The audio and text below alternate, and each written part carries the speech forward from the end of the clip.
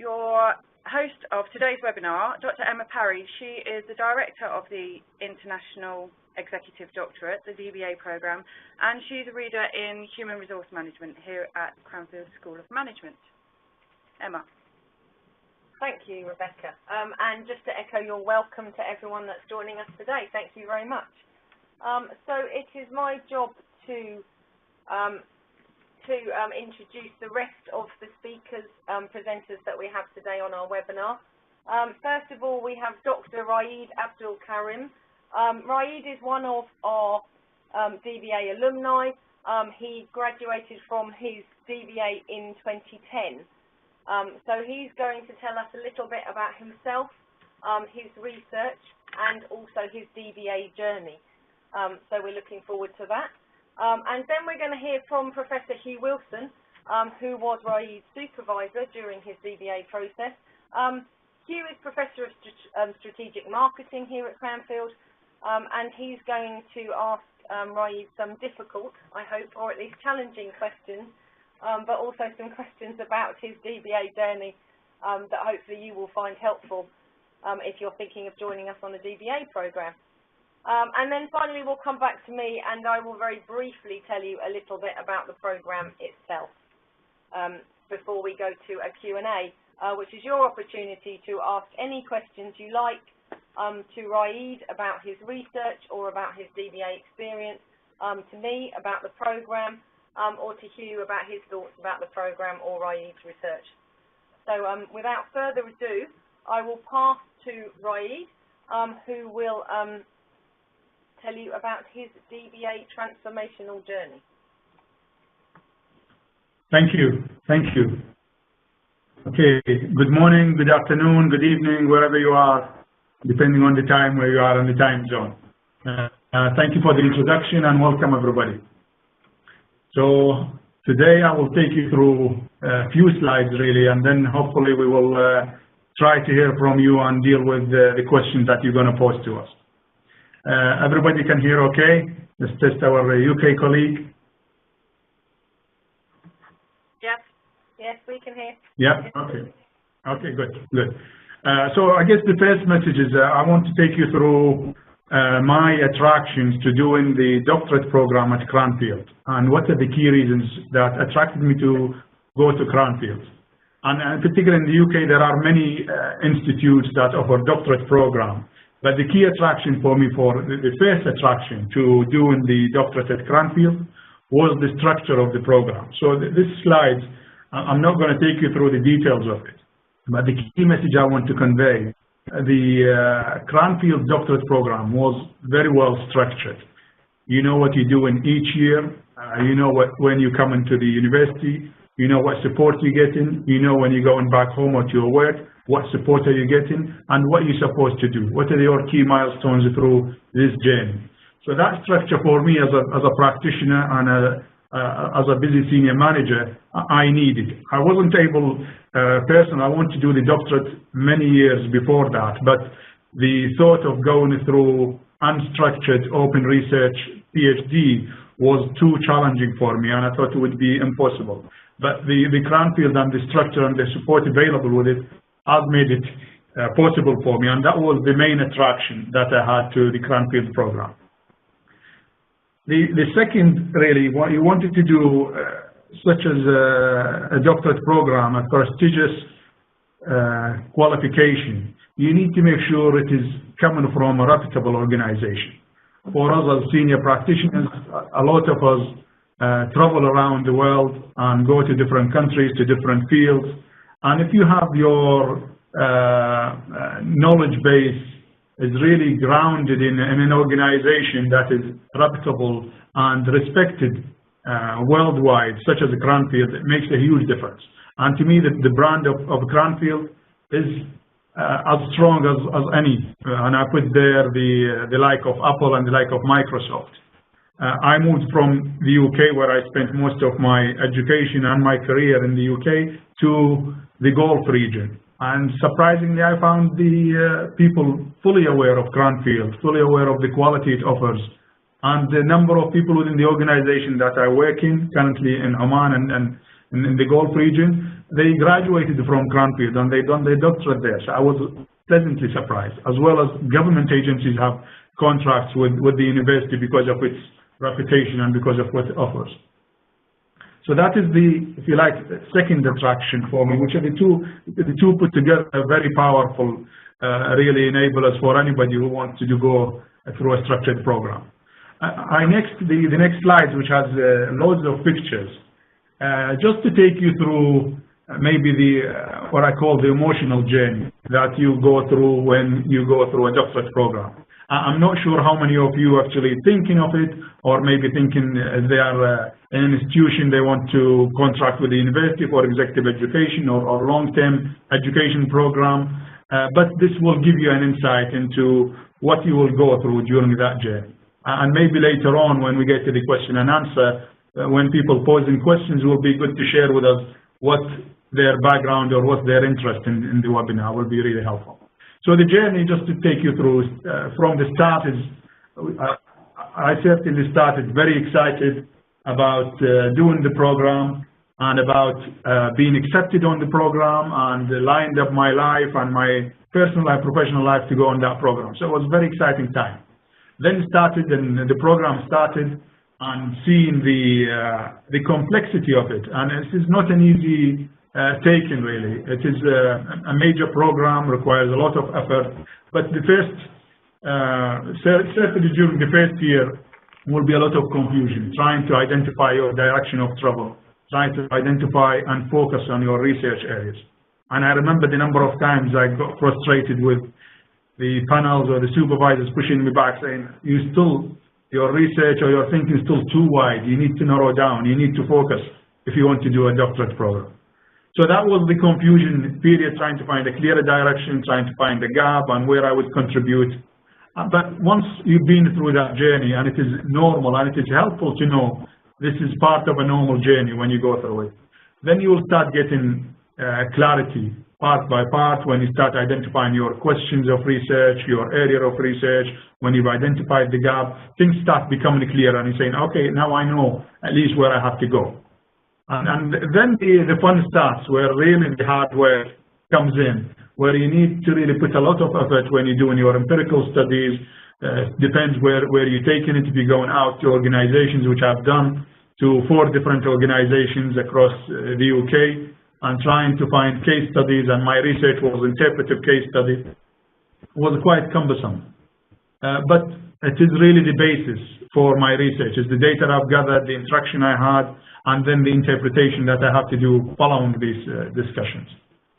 Then you start your write-up and the frustrations that associated with it, where you thought you've nailed it down, you go to your panel, your supervisor discussion, and say, actually, no, you haven't thought about this part, you need to rethink these elements, or go and change your style of writing, and all of this, kind of, I call it minor setbacks, but it's part of the journey, and as well, it makes it fun.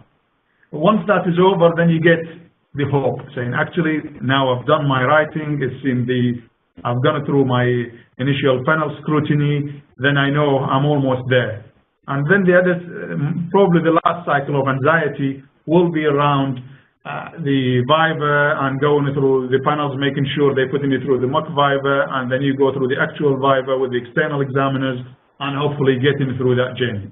But one thing, and it is certainly worth achieving, and I was saying a picture doesn't really describe the sense of achievements you will feel when you go through that program.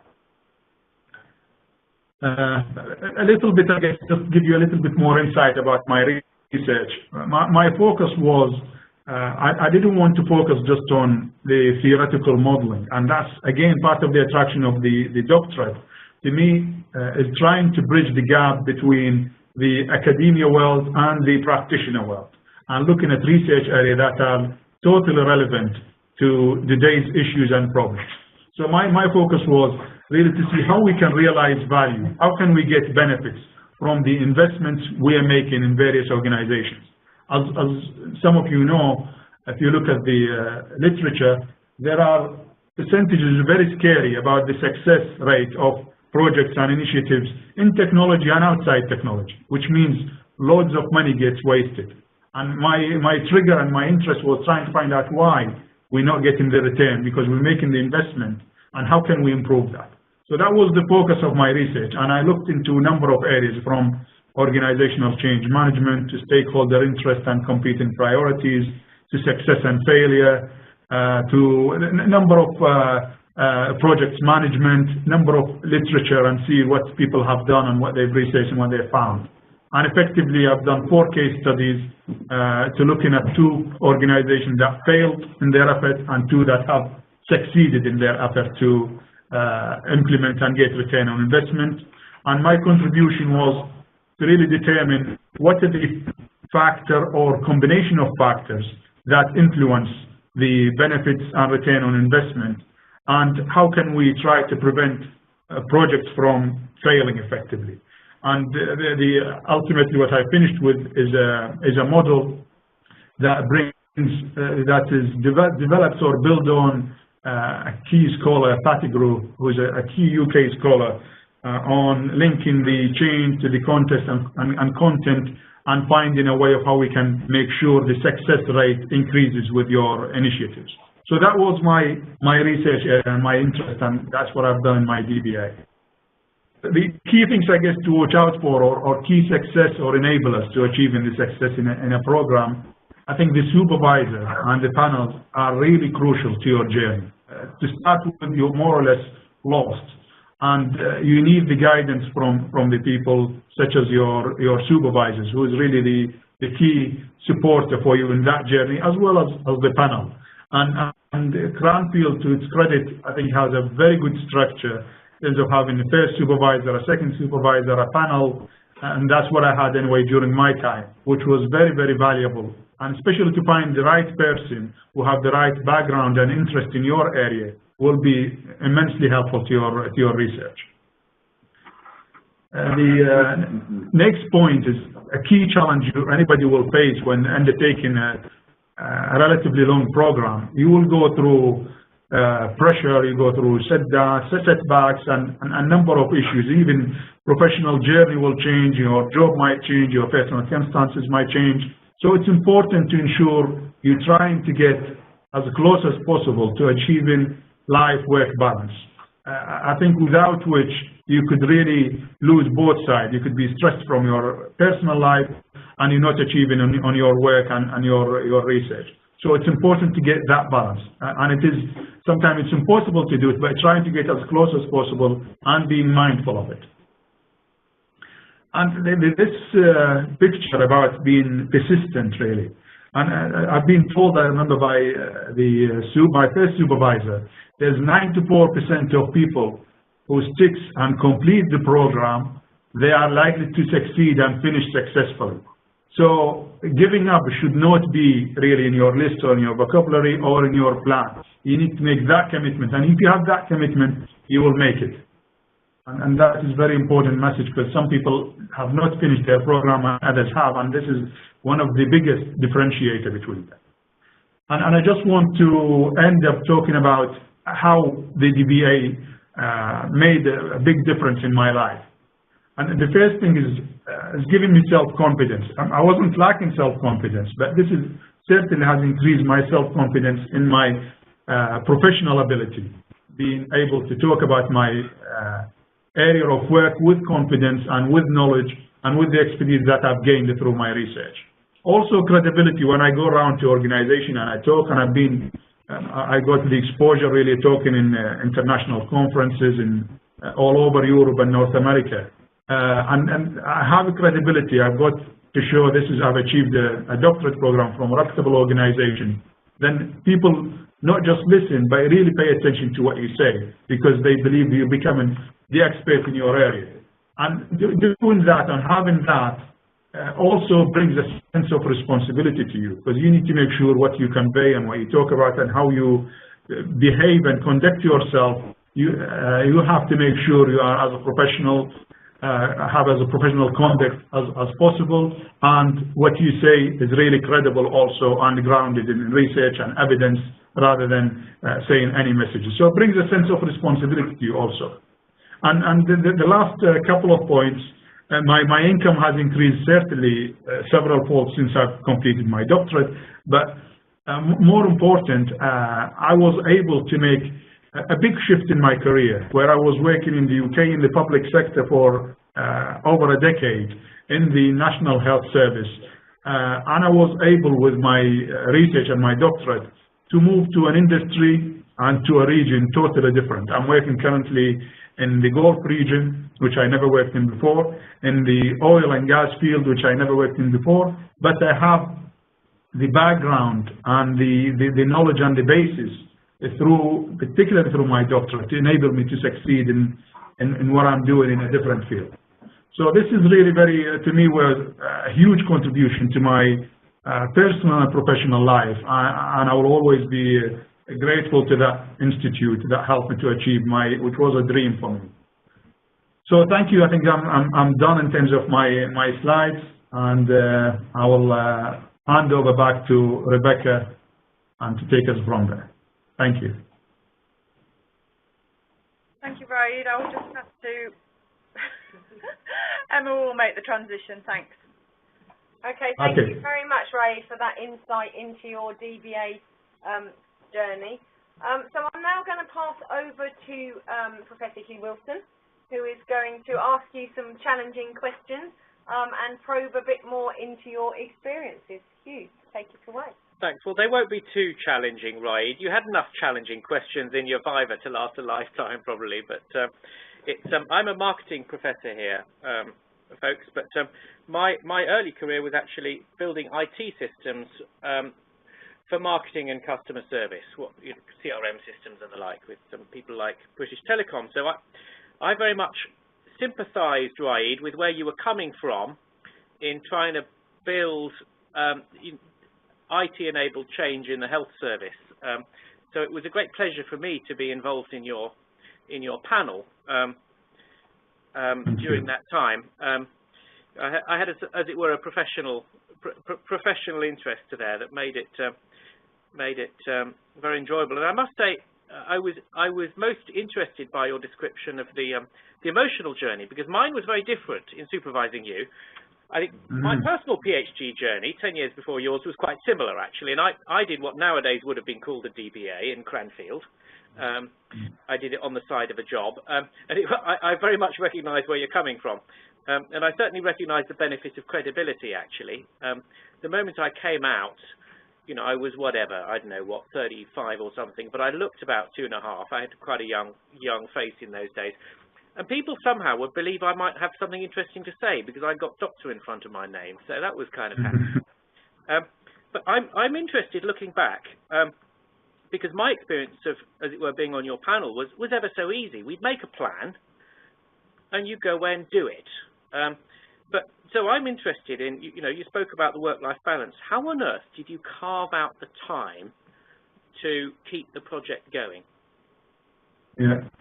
Okay, thank you for that, Hugh, and I'm always grateful for you during your contribution to making that journey, and it's good to see you also. So the difficulty, I guess, in that first is the area which I was working in and I'm interested in.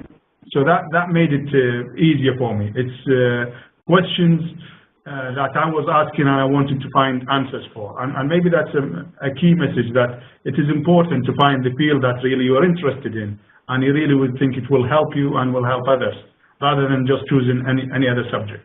So that helped me and made me more committed to work on the project. I also, on my research, I was also in my work able to access data or have access to a number of organizations in my field where I can get to the data and do a bit more digging and finding out and meeting people and talking informally, trying to find out what are the key problems or obstacles. So that helped me during my work also to find sometimes to get some information and get some knowledge and insight into other organizations and how they succeeding or failing with managing the various IT initiatives. Besides, I have obviously supported by my family, which was a great help for me, and understanding that this is an important goal for me, and they have to, they really made loads of sacrifice to make it possible. But one key, I guess, advice I was also would like to share, I would always carve out time to go away from home, either in a library setting or go to the university for a week and stay there and lock myself in to do my research and focus, rather than spending it all at home or between work. And that was really important that time, where I go and sit in a reading environment such as a library on the university, where I can access directly some of the resources, and I'm in the right environment. That was very helpful in terms of getting that balance, and then going back to the family, achieving something, and then being able to spend quality time with them. Yes, and I remember feeling the same, actually, in my doctorate. Escaping physical environment was important for me. How about, did you have an equivalent? One thing that happened with me, you know, a couple of years in, you start a doctorate on the side of a job with your academic topic beautifully aligned with what you are doing that year for your job. And then the world changes around you. You know, either you change employer, or at the very least, the world moves on and you get asked to do something else at work. And all of a sudden, your employer is a bit less sympathetic to you disappearing. Did you get any of that? And if so, how on earth did you manage to continue to prioritize the doctorate? Mm-hmm. I mean, the journey of the doctorate, as you know, it is 4 years, and it took me about 4.5 to get there. So you would expect there are a number of things would happen, and it did happen in my journey.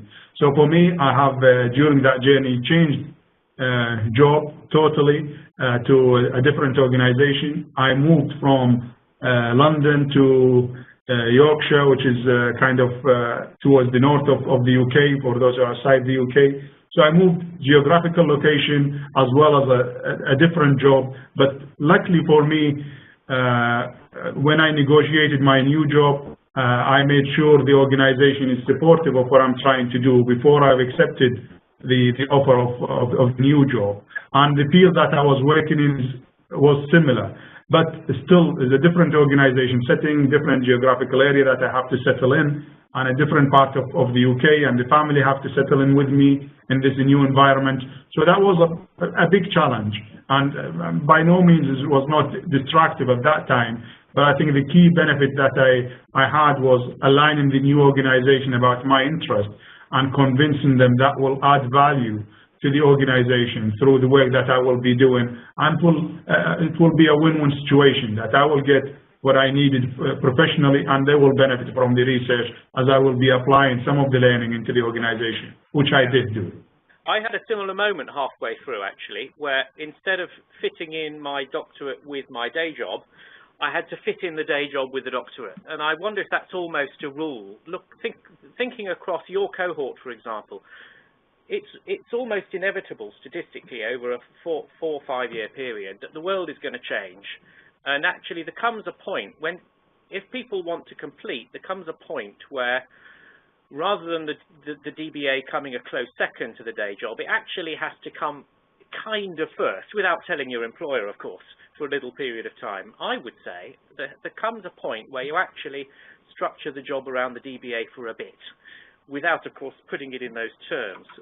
But that's just my personal reflection. That might be unfair, but it certainly has to be pretty high up your priority list, doesn't it, Raied? Absolutely, absolutely. So I think, yeah. Sorry, go on. I was just going to ask you, winding forward a few years, how has it changed? Has it changed? You described how it's changed. You're getting the job you've got.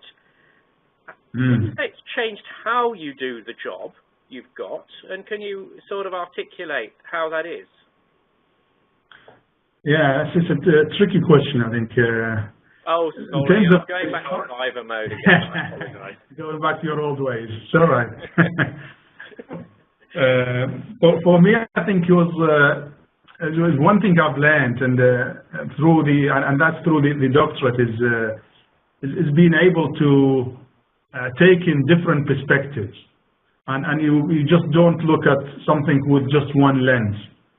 And before I was very much narrowly focused on an issue, and as a result, I missed a lot of good insights into finding the right solutions or finding a more rounded solution to some of the issues that we face at work, because I look at one particular lens and I believe this is going to give me the right answer or the right solution, and as a result I overlook many others. And through my doctorate and what I've been through, there are personally different lenses you can wear, and you can look at the problems from different perspectives, and also you can incorporate other people's perspective, whether they agree or disagree, and assess these views to give you a better and more rounded solutions. So as a result, I found myself achieving a better outcomes from this, and when I approach a problem, when I approach an issue, even if it's not directly related to my field, which is that to me is the other benefit, is even if it's not IT, if it's a general management issue, or if it is a stakeholder issue, or if it is a conflict between people, of how I approach these problems and how I try to analyze them and get to an outcome with bringing the people who are around me to support that solution rather than alienate them, because of the respect and explaining the rationale behind how I approached it and why we get into that way of thinking. Yeah, that's very interesting. I think there's a sense in which you seem more kind of empowered in a way. And this is my last question on it, Emma, and then I must pass the baton back. Carry on. And I mean, I certainly feel more empowered since my doctorate. I feel I've got more choice as to where I'm going to choose to try and make a difference. And I'm, you know, the badge helps, but I think there's, would you say you've changed, you know, your skills have changed? Would you say you've changed? Have you learned anything about yourself, would you say, from the doctorate? Yeah, I think, I mean, one thing I'm not sure if I've learned about myself, but I proved that I have some of the abilities that I wanted to make sure it will stay with me, and such as the persistence. And this is, if you think about it in the work field, you come across some major challenges. And if you're not persistent in trying to get to the solution and trying to get to an end, you could easily give up. And if you do that, you will certainly lose the credibility of saying this is the kind of professional who, when they reach a problem or obstacle, they give up. And I can sort of draw a parallel with that through the DBA journey. And I had a number of obstacles. I had, I'll say, the change and the shift in my job. I had the changes in my supervisory panels and supervisors, as well as the length is taken, as well as my personal life. I could easily have given up. So that is, I think, was in terms of being persistent and going to the end and ensuring and demonstrating to myself that I made a commitment, I need to see it to the end, helped me a lot as well in my career. When I faced major problems and challenges, I don't walk away from them, but face them until I get to a solution. It doesn't mean I will get a solution, but at least when I get to an end, I know what is this end. This cannot be moved beyond that. It is clear to everybody. The effort was there and the contribution was there. Yeah, great. Thanks very much, Raied. Emma. Thank you. Thank you. Okay, thank you, Hugh, and Raied again, of course. Okay, I'd just like to take a few minutes of your time now to talk a little bit about the program itself. So just to tell you a bit about the International Executive Doctorate. I'm not going to go into a lot of detail here, but what I would like to do is just give you some highlights, I guess, on what we think are our USPs, or the characteristics of the Cranfield program that make it special. So the big thing about any DBA, but I think particularly about the Cranfield program, is that it's all about impact. While you do have to make some contribution to academic knowledge as part of the DBA because it's a doctorate, the focus on a DBA as opposed to a PhD is very squarely on having some impact on practice or policy, if policy is your thing. So we've recently, a couple of years ago, redesigned our program to really make sure that the research that you do stays very relevant to policy or practice, and that you come out at the end with a piece of work that will have a real impact on your own organisation, but also on wider policy and practice. Because we know that DBA researchers tend to come in with quite practical questions and practical issues, and want some solution to those, or at least to address those to some extent when they leave. And that's really what the program is all about. So that's the big distinguishing factor between that and the PhD. It's not just about practice, though. And one thing that I think we perhaps think less about when we talk about the DBA is the personal transition that people make. And Hugh asked Raied a little bit about that just now in the Q&A there. I've been working with DBA researchers for several years now, and one of the things that I've seen again and again is this big transition as part of that emotional journey that Raied spoke about, but this big transition towards a more rigorous and more evidence-based, if you like, way of going about their business. You know, so it's a more rigorous way of solving problems and of making decisions within business. And it really normally quite surprises people, you know, even after the first year of the program, that they start really seeing a difference in the way that they're much more questioning and much more seeking of evidence when they make decisions. And that, and the program generally, has a big impact on people's careers. So Raied spoke a little bit about that, but we see over and over again that, you know, that people move up in their careers, that they leave organisations and start their own businesses, and really set themselves up as thought leaders in their field. And that's really why a lot of people come to us, you know, because they leave really as the experts in the area that they've done their DBA research in, and that allows them to take that forward either within an organisation or as a consultant, so that they can really make that big difference in their career. So just to tell you a little bit about the DBA and the Cranfield DBA in particular. So one of the things I think it's important, and again, Raied and Hugh talked quite a lot about this, when you're talking about DBA researchers as opposed, you know, to full-time doctoral researchers, is this need to balance work and personal life with the demands of the DBA. And because we know that that can be difficult, we've tried to design our program, try again, Emma, our program in such a way to, you know, to give you enough support and to make it easier, if there is such a thing, for you to get through that program. So we've designed a program that's very structured, and I'll talk through that structure that Raied mentioned very briefly in just a moment. You know, but we've set some very clear milestones. So rather than expecting you to go off and do a very large piece of research and then come back at the end of 4 years and hand it in, we've broken that up into a number of building blocks and added some very clear structure and support around that so that you find it easier generally to move through the program. And most of the people that we've spoken to that have completed the program have found that really valuable, because they only have to see to the next deliverable, not to that end thesis as they're moving through. We've also got really high levels of support here, and I think this is something that's quite unique about Cranfield.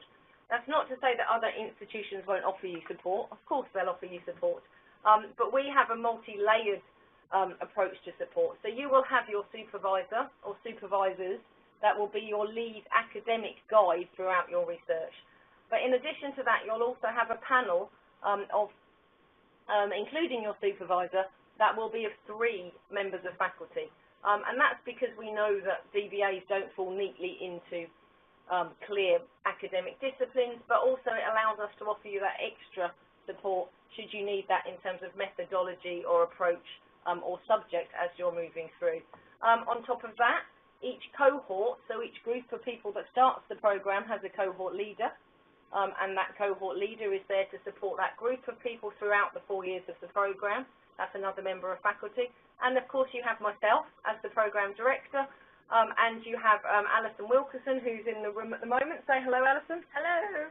Who is our program manager, and she's there to support you from an administrative and a process, practical perspective to make sure that you have all the support that you need moving through the program.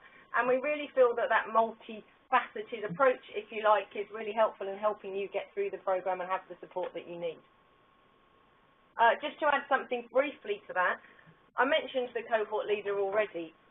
At Cranfield, we found that the cohort, so the group of DBA researchers that you move through the 4 years with, is really important to your progress.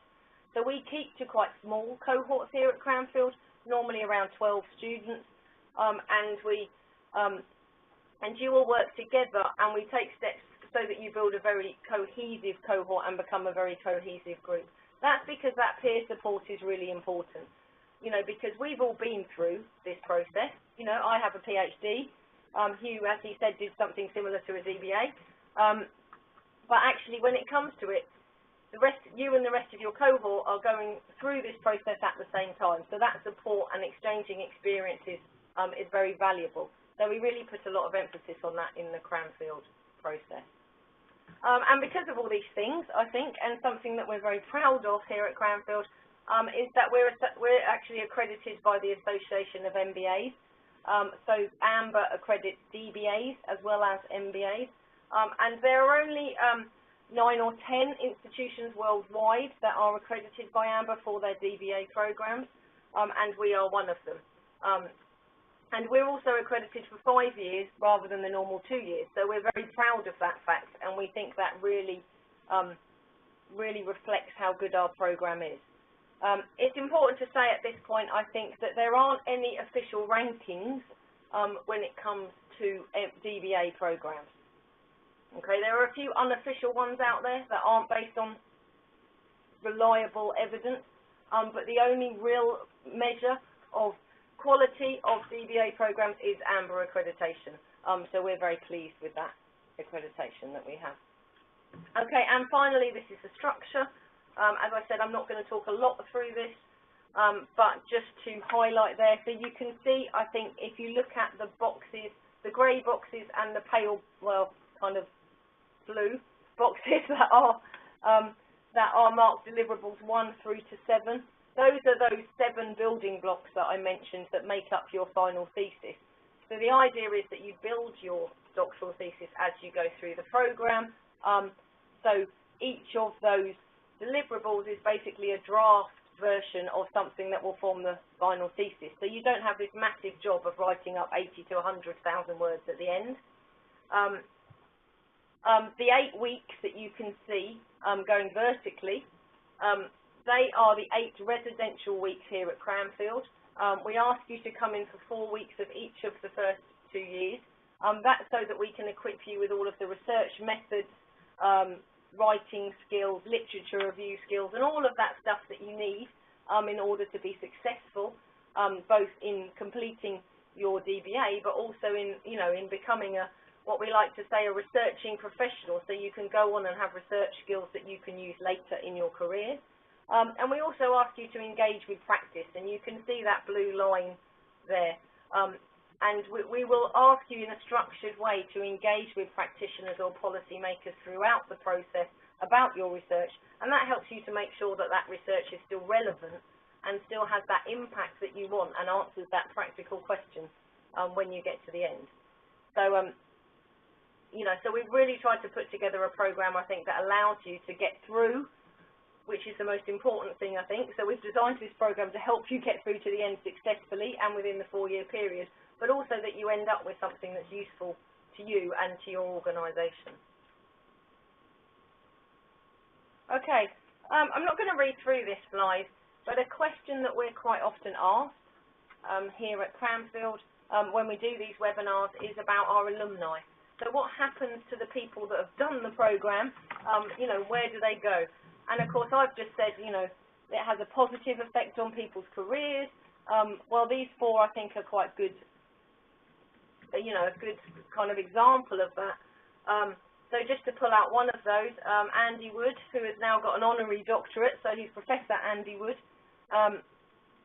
You know, he was, you know, came to us a few years ago, did his DBA. He's now Chief Exec of Alumnus Brewery. He's also recently been awarded an OBE, so we're very proud of him. And a lot of that has come out of the work that he did and the lessons that he learned as part of his DBA. He's still very close to Cranfield, and if you talk to him about his DBA experience, he will tell you of the value that it's had in his career. And you can see for yourself, if you look at Alice, Omabola and Mark, that they've also moved on with their careers and taken on quite key roles, at least partly as a result of their DBA experience.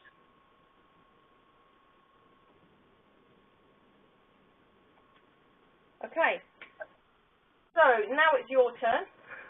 If you have any questions to Raied about his experience or the DBA process or his research, to myself, obviously, about the DBA, or to Professor Hugh Wilson about the DBA or Cranfield or Raied or whatever you like, then please do ask the question now.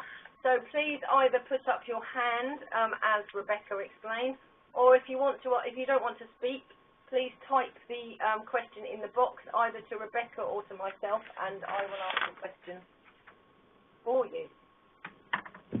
Do we have any questions at the...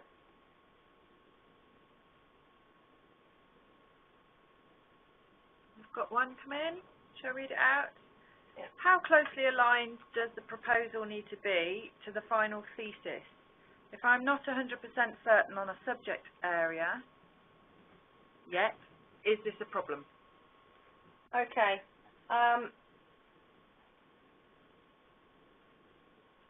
Okay, this is from Angela. This is from Robert Moore. Okay, I have a similar question from Angela on my screen, so I'm just going to read that out because I think I can answer them both together. So Angela is asking, is it necessary to be totally clear on your research subject when you start? Good question, I will say. I think you probably need to have some idea of what you're interested in. One of the things that gets you through a doctorate, I would say, is a passion or interest in your subject. So you do need to have some idea. I think at the early stages it can be quite unformed, perhaps. Certainly the first year of the programme here at Cranfield, we spend a lot of time working with you to help you to narrow down your topic, to set some boundaries around that topic, to get into the academic literature, and to work with practitioners as well, in fact, to really kind of drill down and focus on your topic. However, in order to apply, you do need to write a proposal, so you will need to have some idea to be able to do that. But your best bet, if you've got a rough idea of a topic, but you're not sure exactly what you want to do, is to go into our website or to talk to one of us and see who might be a potential supervisor for you, so might be willing to work with you, and to make contact with them at this stage, because they will help you to shape that proposal. And we encourage potential DBA researchers to, to link up with a potential supervisor at this stage, so that they can begin to form that relationship and work on that proposal together. So I would say you need a rough idea. As soon as you've got a rough idea, put a few words on paper, get in touch with us, and then we can help you find a supervisor, or look through the website and contact someone directly, and then work on that proposal together. Hugh, do you want to add something? Yeah, I was thinking of just before this webinar, I bought Emma a cup of tea, and she said that machine can't produce decent tea, and I said, try it. You can try before you buy, because it costs 50p in this particular machine. We're ever so generous in Cranfield. So I gave her a free one to try before she bought, and it was kind of surprisingly okay. It tasted almost, but not completely, unlike tea. And I was just thinking of that because with the DBA, in a sense, the equivalent of trying before you buy is that process that Emma's outlining of finding a supervisor or potential supervisor, and you might end up talking to more than one faculty member. And there's this whole panel concept, as Emma and Raied outlined. It might be that one person is right to be like your main supervisor, which is in some ways it's like an account manager role. They don't know everything, but they can kind of help you get the other help you need and help you ascend a panel and so on. So you might need to kind of try chats with more than one potential supervisor and find the best mutual fit. And then the process of working together on an initial proposal that still won't be right, guys, Angela and Robert, it still won't be right, and that's fine, but the process of getting as far as you can to getting a few pages down an initial proposal is a kind of test of, in a sense, of the relationship. Is it working? We'll say, okay, that's a good idea. You might want to try and look at this literature over there. That might be one way of framing your problem. So no one is 100% clear before they start, Angela and Robert, about what they're going to do, and they certainly don't know how they're going to do it, because you kind of don't know what you don't know. But there's a sort of negotiated process with us. I agree, and I think perhaps to reassure you, on the DBA in particular, because you are not generally coming from an academic background, we are not looking for a perfect proposal. We are looking for the potential for you to do this research. So we will ask you to write a proposal, and at interview we will ask you some questions about that. But we're not expecting at this stage for you to, to have come up with the perfect proposal, because, because why would you? Otherwise you wouldn't need to come and do the 2 years worth of research methods training if you could do that already. So it's a bit like having a few days, I think. Yeah, sorry, Emma, I'm interrupting. It's a bit like having a few days. And in a sense, there's a bit of speed dating that goes on in the open day, isn't there, Emma? There is, yes. And actually, I was just going to pick up Angela's question at the end there. I mean, a good way to come and talk to initial supervisors is to attend one of our open days. And our next open day is on the 19th of March here at Cranfield. And we do over lunch at that open day, we do invite faculty to attend that, and then you can meet and talk with faculty. Of course, outside of that open day, we can also, you can also contact potential supervisors directly if you find them on the internet, or we can put you in touch with potential supervisors. So there are a number of ways to do that. But we do have a lunch at our open day, which, as Hugh said, is a bit like speed dating, in that you get kind of some time to talk to lots of different faculty that might be potential supervisors in the same room at the same time. So that might work. Okay, I have a whole list of questions here, so that's good. Okay, so let me go back to the top. So Harold is asking a question: when does the next program start? The next program starts at the end of September this year. Because of the structure on the Cranfield DBA, we only have one intake per year at the moment. That allows us to move you through a structure and also to put you into that cohort. So it starts at the end of September. I think if you look on the website, the precise dates are on there. And you also asked me about the cost, the $1 million question. Well, it's not a $1 million program, you'll be pleased to hear. The costs are around $56,000 for the 4 years. It's a annual cost, so it depends on how long you take. It's $17,000 for the first 2 years and 11,000. Sorry, I'm just looking at Alison to confirm that. 11,000 for each of the second 2 years. So that's the 4 years. So that makes 56 for the 4 years there. Okay, questions are coming in so fast here. Okay. Anybody want to speak? Anybody want to speak on the Polycom? Put your hand up if you'd rather speak, but I'll work through these if not. So question from Marie: does the program emphasise specific functional areas? Not really, no. So the talk program is not functionally based at all. It's literally around generic social science management-based research methods. We are to some degree limited by the expertise that we have in terms of supervision, but we are a business school, so we have quite broad expertise there. So we don't. Some other programs will emphasise finance or marketing or something similar. Here we don't. We take students across the whole breadth of management function. For example, you used as an example their advocacy, lobbying, policy and position papers. We do have someone in Hugh's department actually that does quite a lot of work around political marketing and such like. So so we certainly have some expertise in that area. Okay, so a question from Elizabeth. Excuse my silence while I read down the list. So a question from Elizabeth. What has been the level of understanding of what is a DBA versus PhD in order to leverage the value? That's a great question, Elizabeth, and a really important one, I think. I'll be honest with you, I think historically the understanding of what a DBA has not been great.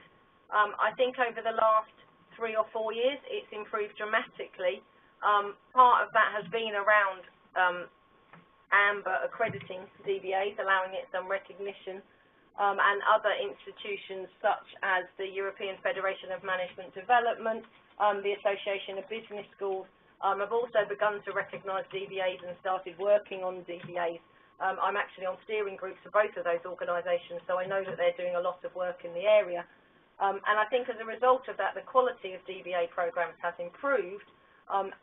And alongside that, and as we get some important alumni from these programmes going out into the marketplace, we're beginning to see that the reputation of them is getting much higher, and they're becoming much more valued, especially if you want to stay within business or consultancy as opposed to go into academia. That said, there are DBAs that have portfolio careers that do some teaching and work in academia. There are a few DBAs from our programme that have full-time teaching roles in business schools. So they are also beginning to be recognised in the business school environment. So I think shortly it would be getting better. It's getting better, and I think we're really beginning to get there in terms of employers valuing the DBA as opposed to the PhD, because of that practical impact and that practical orientation. Okay. So Dan has asked a question.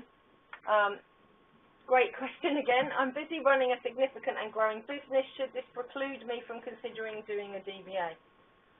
To be honest with you, Dan, I think you are the only person that can answer that question.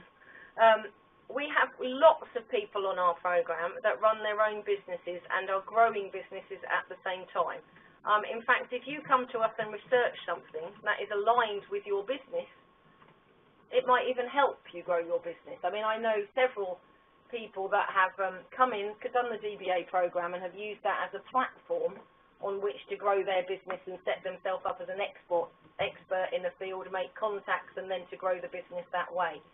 Of course, the big question if you're growing a business is time, and can you allow yourself enough time to commit to the DBA programme.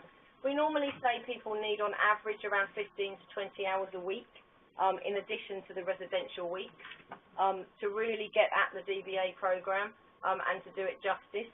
So if you think you can find a way to organise your time that you can commit that, then I would say definitely yes, but that's really a question that you need to ask. And if you want to discuss that more, then obviously I'm happy to do that on a one-to-one basis. Yeah, I was wondering, Raied, what would your estimate be as to how much time you needed for the DBA? Would you can you estimate? I think the general estimate Emma was talking about is probably a good reflection of what is needed. But I think in the earlier years and during the readings, probably we didn't take it as seriously as we should, and we just kind of exploring, so we didn't spend that much time. But I think soon, when we got clarity about the program and what we're doing, we start putting really the hours.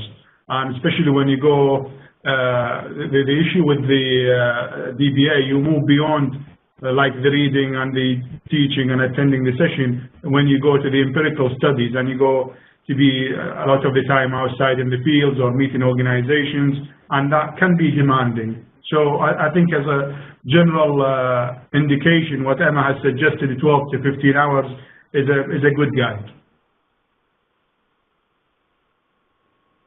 Or 15 to 20. Thank you, Raied. Which answers the question from Angela, because Angela asked that precise question about how much time he spent, so thank you. Yes, I'm thinking, you know, it's not going to squeeze into a Saturday and a couple of evenings is, I think, the message. You know, one really does need to carve out, ideally through formal negotiation with your employer or through, you know, through going officially part-time or something, you know, ideally, you know, two days a week. You know, sometimes people end up with a day a week to begin with, but at some point then it's going to have to rebalance and become, you know, become more. So it is a lot of time. Somehow, so structuring one's life is a big issue, and I don't think it's right for everyone at every phase in their life. There's a timing thing, isn't there, Raied? I mean, was it the right time for you? Absolutely. Yeah, I mean, for me, it couldn't come soon enough. I was really waiting to do it anyway. And but the issue is the timing, and your availability will change over the 4 years. Sometimes you're stuck in a very demanding part of your job, and you cannot allocate the time. And sometimes you have some luxury, and then you can take that time out, and you need to balance it out at the end. And one piece of advice, I guess, don't leave it to the end, and I think you will be able to make up the time, because you will not. And the 4 years will fly so fast, you wouldn't believe it. By the time sort of you start digging into the write-up, and you will find if you haven't put the time correctly and spend the time from the beginning, then you will not be as organized as you want to do your write-up and then complete your thesis.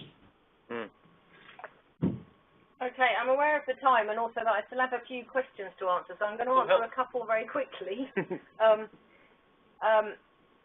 What I will say is, if I don't answer your question, please feel free to get in touch with myself or Alison, and we will answer all your questions. I'm happy to talk to people on the phone or on Skype or whatever, meet with people, you know, and we can do that. But just a couple of quick questions.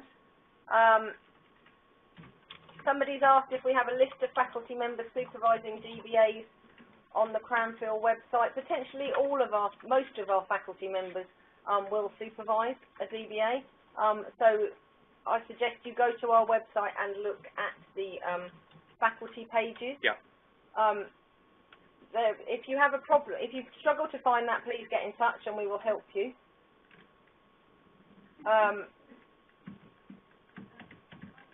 And what else do I have? We've got somebody here asking for more information. They have to leave, so they want more information emailed to them.